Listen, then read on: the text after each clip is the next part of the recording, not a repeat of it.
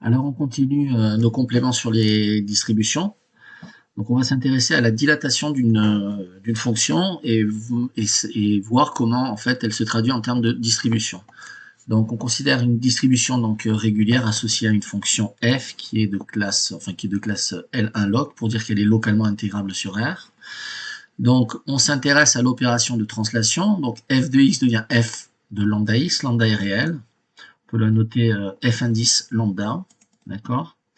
Donc pour toute fonction test phi appartenant donc à D, f indice lambda phi en termes de distribution, c'est l'intégrale sur R de f de lambda x phi de x dx.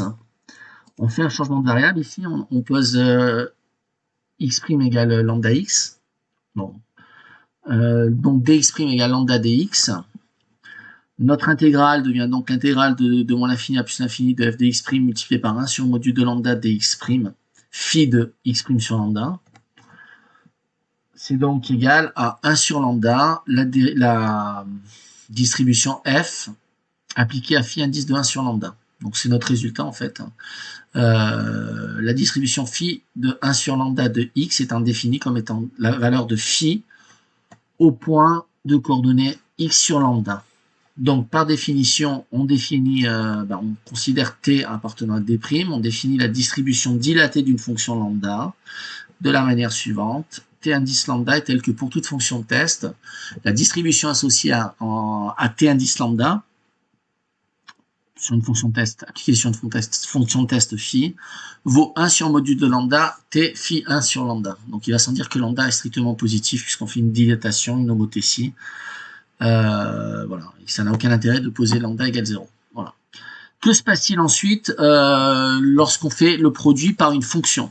Alors, quelque chose d'utile à noter là tout de suite, c'est que si on prend par exemple deux fonctions localement intégrables sur R, on prend f de x qui vaut 1 sur racine de x, on prend g de x égale 1 sur racine de x, ce sont des fonctions localement intégrables sur R. En effet, leur intégrale sur R plus étoile existe, et bien, en fait c'est des localement intégrables sur R plus étoile, existe et est bien définie, hein.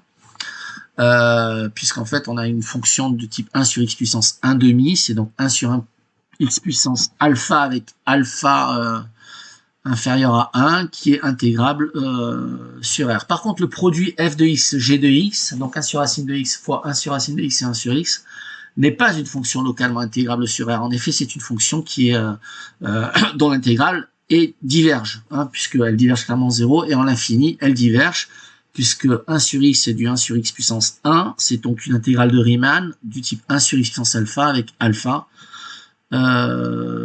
avec alpha supérieur à 1,5, d'accord. Donc en fait, cela n'a absolument aucun sens de parler de la distribution associée au produit des fonctions, au produit de la fonction f de x, g de x, d'accord. Donc le produit d'une distribution par une fonction de classe C infinie, donc on considère G de classe C infinie, on considère F une fonction localement intégrable sur R, alors le produit FG est localement intégrable sur R. Donc là, pour avoir l'intégrabilité sur R du produit, il faut que l'une des fonctions soit de classe C infinie et l'autre soit de classe L1. Voilà. Donc pour toute fonction test phi, donc la distribution associée à GF phi, c'est l'intégrale de moins l'infini à plus l'infini de g de x, f de x, phi de x, dx. On utilise la commutativité, en fait, puisque ce sont des scalaires, f de x, g de x, phi de x sont des valeurs réelles ou complexes, réelles ici. Et donc, c'est égal à f scalaire f phi.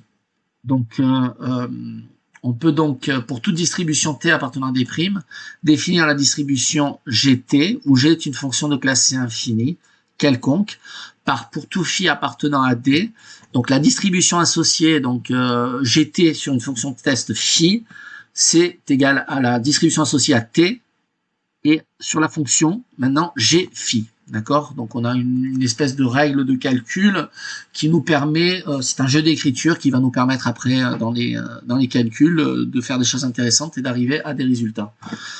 Donc on peut toujours multiplier une distribution par une fonction de classe C infinie, c'est le résultat à connaître, voilà. Hein. Donc on prend un exemple ici. Si je prends le direct associé à delta de lambda x, c'est 1 sur module de lambda delta x, au sens des distributions. Je vous laisse faire le calcul.